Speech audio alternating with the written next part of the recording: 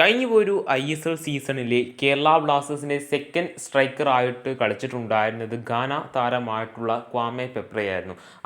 കേരള ബ്ലാസ്റ്റേഴ്സിനെ സംബന്ധിച്ചിടത്തോളം ISLൻ്റെ 2 സീസണിലാണ് കേരള ബ്ലാസ്റ്റേഴ്സിൻ്റെ സെക്കൻഡ് സ്ട്രൈക്കർ പൊസിഷനിൽ ക്വാമെ പെപ്ര എന്ന് പറയുന്ന ഗാന താരം കളിച്ചിട്ടുണ്ടായിരുന്നത്. എന്നാൽ ഈ കഴിഞ്ഞു പോയ ദിവസങ്ങളിൽ അദ്ദേഹവുമായിട്ട് ക്ലബ്ബ് വേർപിട്ടു, അതായത് അദ്ദേഹത്തെ ടീമിൽ നിന്ന് പുറത്താക്കി എന്നൊരു വാർത്ത നമ്മൾ സോഷ്യൽ മീഡിയ ഹാൻഡിലൂടെ തന്നെ ഒഫീഷ്യൽ കൺഫർമേഷൻ ആയിട്ട് തന്നെ നമുക്ക് ലഭിച്ചിട്ടുണ്ടായിരുന്നതാണ്. അതായത് കേരള ബ്ലാസ്റ്റേഴ്സ് മാനേജ്മെൻറ്റിൻ്റെ ഭാഗത്ത് തന്നെ കരാറിന് അവസാനിപ്പിച്ച് താരങ്ങൾ ടീം വിട്ടിട്ടുണ്ടായിരുന്നു. അതിൽ രഞ്ജിത്തും ഇഷാൻ പണ്ഡിതയും കേരള ബ്ലാസ്റ്റേഴ്സിൻ്റെ സെക്കൻഡ് സ്ട്രൈക്കർ ആയിട്ടുള്ള ക്വാമെ പെപ്രയും ഉണ്ടായിരുന്നു എന്ന് നമുക്കെല്ലാവർക്കും അറിയാവുന്നതാണ്.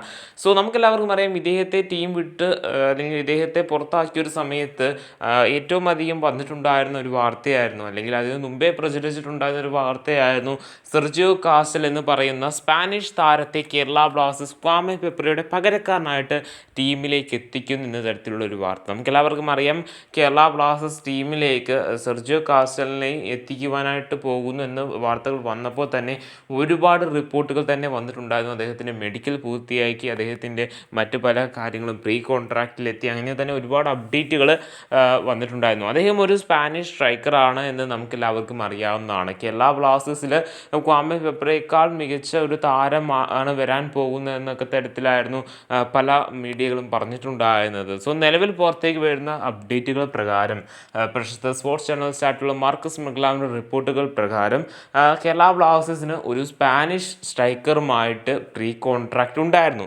സോ നമുക്കറിയാം, നേരത്തെ വെച്ച് വന്നിട്ടുണ്ടായിരുന്ന റിപ്പോർട്ടുകൾ വെച്ച് നോക്കുകയാണെന്നുണ്ടെങ്കിൽ അത് സെർജിയോ കാസ്റ്റൽ തന്നെയാണ്. പല ആരാധകരും ഈ ഒരു കാര്യം അദ്ദേഹം പോസ്റ്റ് ചെയ്തതിൻ്റെ കമൻറ്റ് ബോക്സുകളിൽ അദ്ദേഹത്തോട് പറയുന്നുണ്ട്, അത് സെർജിയോ കാസ്റ്റൽ ആണ് എന്നിങ്ങനെ തരത്തിലുള്ളത്. സോ ഏത് താരമാണെന്ന് അദ്ദേഹം വ്യക്തമാക്കിയിട്ടില്ല.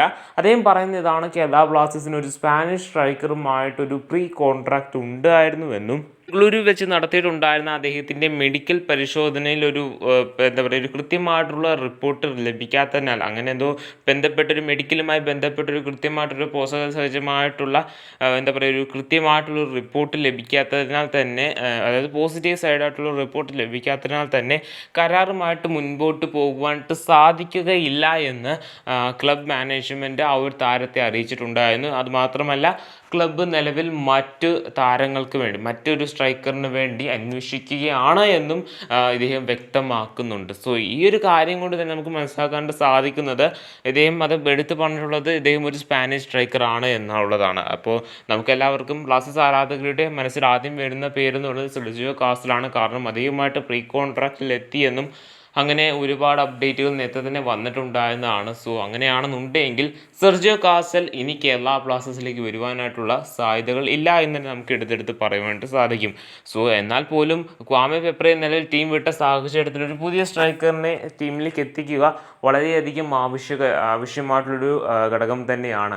സോ നമുക്കറിയാം, ജീസസ് ജിമിനെ തുടർന്നാൽ പോലും അദ്ദേഹത്തിന് ഒരു പരിക്ക് പറ്റിക്കഴിഞ്ഞു കഴിഞ്ഞാൽ കേരള ബ്ലാസ്റ്റേഴ്സിൻ്റെ സെക്കൻഡ് സ്ട്രൈക്കർ ആയിരിക്കും ആ ഒരു കേരള ബ്ലാസ്റ്റേഴ്സിൻ്റെ ലൈനപ്പിൽ കളിക്കേണ്ട താരമെന്ന് പറഞ്ഞത്.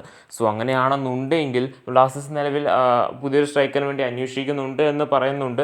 സോ ഒരു മികച്ച താരത്തെ തന്നെ കേരള ബ്ലാസ്റ്റേഴ്സിന് കണ്ടെത്തുവാനായിട്ട് സാധിച്ചില്ല എന്നുണ്ടെങ്കിൽ, അതായത് ക്വാമെ പെപ്ര ബ്ലാസ്റ്റേഴ്സിന് വേണ്ടി പല കളികളിലും സബ്സ്റ്റിറ്റ്യൂട്ടായിട്ട് വന്നിട്ട് പല മാച്ച് വിന്നിങ് ഗോളുകൾ നേടുന്ന കാഴ്ച നമ്മൾ കണ്ടിട്ടുണ്ടായിരുന്നു. സോ അത് കേരള ബ്ലാസ്റ്റേഴ്സ് ഇനി ടീമിലേക്ക് എത്തിക്കുന്ന താരത്തിന് ആ ഒരു ലെവലിലേക്ക് പോലും എത്തുവാനായിട്ട് സാധിച്ചില്ല എന്നുണ്ടെങ്കിൽ, ഒരു പക്ഷേ മാനേജ്മെൻറ്റ് വീണ്ടും ഈ ഒരു കാര്യത്തിൻ്റെ പേരിൽ വീണ്ടും ബ്ലാസ്റ്റേഴ്സ് ആരാധകരുടെ ഭാഗത്തു നിന്ന് പഴി കേൾക്കുന്നതായിരിക്കും. സോ കേരള ബ്ലാസ്റ്റേഴ്സ് മാനേജ്മെൻറ്റിന് ഒരു കൃത്യമായിട്ട് പറഞ്ഞ നല്ല താരത്തെ തന്നെ ടീമിലേക്ക് എത്തിക്കുവാനായിട്ട് സാധിക്കട്ടെ എന്ന് നമുക്ക് പ്രതീക്ഷിക്കാവുന്നതാണ്.